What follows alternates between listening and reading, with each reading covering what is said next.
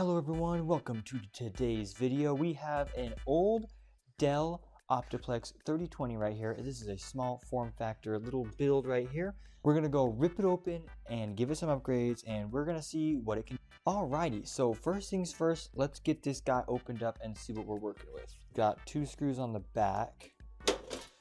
Alright, so let's see what we've got here. I just bumped my camera, oops. So it looks like we've got 2 sticks of RAM, a long power supply, a pretty dusty fan right here.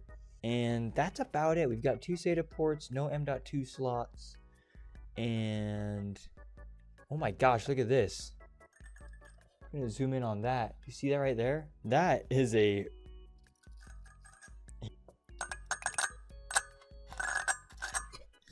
an old and broken PCIe slot. And then we've got our USB and audio ports. That's about it. There doesn't seem to be any SATA power for this power supply. Wait, do you see that right there? Let me move these out of the way. Let me zoom on in again. Look at those. These are exposed pins. I think something's supposed to be there. I was correct. There was definitely something missing on that board. So I went to eBay, looked up Dell 3020 motherboard, and found one for 15 bucks. I hit the ship button and it got to my door in like 2 weeks. So, good news. We can continue the project. Well. It's been like a week and a half, 2 weeks, something like that. And I think I got it. I think I have everything I need. But this is a big change from what you just saw. So let me give you a bit of a load.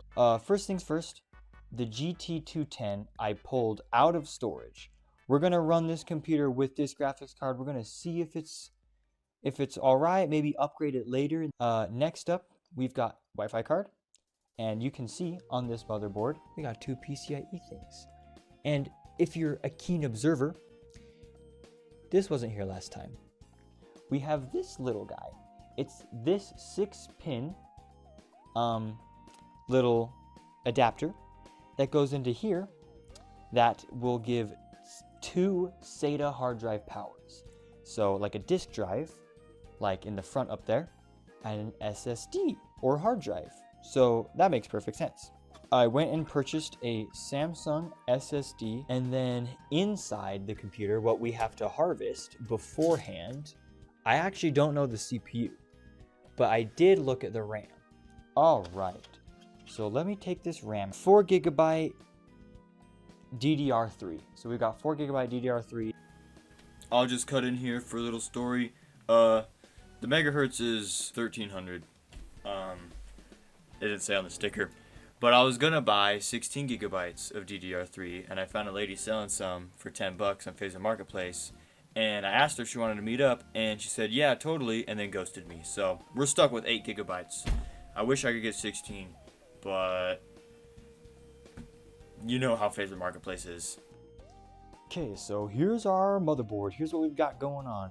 We're gonna put all the PCIe accessories off to the side, and we're gonna go ahead and put our CPU in. Aha, a little click. The board is now prepped. Let's go slide this guy into the case. Fly this in. We're doing great here. Now we're going to install our GT210 2 GB.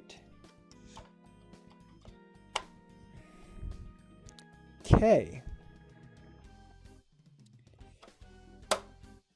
And fire this bad boy up and see what we can do. Maybe install some stuff. So after I closed up the computer, I powered it on and tried to install Linux. And knowing me, that took 2 hours. So I'm just going to save you from all of that agony of watching me struggle with Linux. I did get it running, and I got Steam and started downloading my games. I went to bed after that. It was like 1 a.m. by the time I was done with all that. So I'm just going to cut to day 2. I'm sorry for cutting in again. I don't really know how to like format this video because so much went wrong and so much just exploded. But basically, I'll put a time lapse up of what happened. I went to play my game just to benchmark everything before I put in the new graphics card. And it wouldn't work. So I had to force open my games to use the OpenGL renderer. And that didn't work, so I looked it up and it said I need to install my graphics card drivers. Now, my graphics card was pretty old, so I didn't exactly know how to do that. So I looked up how to do that, and it wouldn't work. It would always just error and stop. So I said, you know what? I don't need to do all this work and effort to use my old graphics card. So what I ended up doing was I just put in my new graphics card, which I said in the video, but I'm skipping it because it was literally, this was a 3-hour record, 50 gigabytes of footage just gone. It was the GT 740. I looked it up. It had pretty good specs for the price range. It was like 4 gigs of VRAM. Not bad. Pretty good for the $60 new on Amazon. I installed that. I went through installing the graphics drivers and it just wouldn't work. I was learning the terminal. Nothing would work. It would say it's downloading.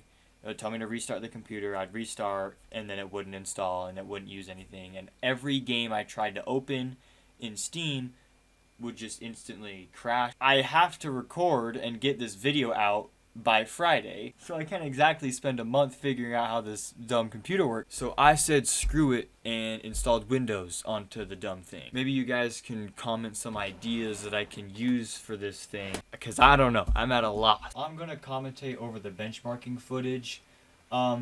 Basically my settings at the time of recording were render distance of 6, simulation distance of 5, everything put to the lowest. The resolution was 720p at 30 FPS. The reason I do that is because usually when you're playing this, I don't even notice on an older monitor that it is 720p, and the 30 VSync, it looks fine. It's like a console, so that's just my personal settings, especially when I'm benchmarking for older computers that my sister is going to use. I just closed Steam and we're recording on Streamlabs, so I didn't realize how much resources that takes, but after I stopped Streamlabs recording, I was getting flat 30 FPS the whole time. So you don't have to believe me, but it was true. I was getting straight 30 FPS the whole time after I stopped recording on Streamlabs.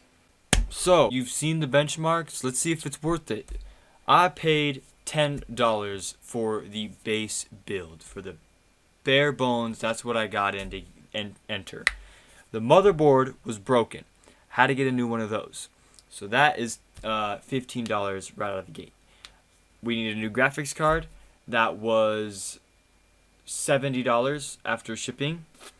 I got it with a gift card, so my personal bank account was not affected, but it was still $70. The SSD was $80. Those are the two big prices. I did get the SSD at a huge discount, so I'm really thankful for that. Wi-Fi card was $10. The cable to do SATA power, that was $9, and the SATA cable itself was like $2. So everything altogether was $196. For this little system, under $200, that's pretty good. It runs your school, it runs schoolwork, it runs games pretty well. Like obviously Roblox, Minecraft are gonna run pretty alright. Obviously if you get like an Optifine mod, it'll run way better. I should probably try that out for like a short or something. I definitely could have saved some money if I went used on some parts. Like if I went used on the hard drive and used on the GPU, I bet I could save like $50. So if you try to replicate this, you could definitely get yourself under $150. After I finished editing this whole video and got everything done, I did install Sodium onto the computer, and I was getting around 300 FPS at 1080p. It was working great with Sodium, and definitely worth the price if you download some performance mods. I hope you guys enjoyed this video. Like and subscribe.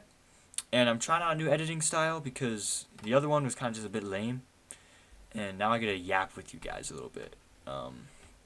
Anyways, I'll talk to you guys in the next video, and I'll see you guys maybe next week. I might do a little next week video, but don't quote me on that. I'll see you guys in the next video. Bye-bye.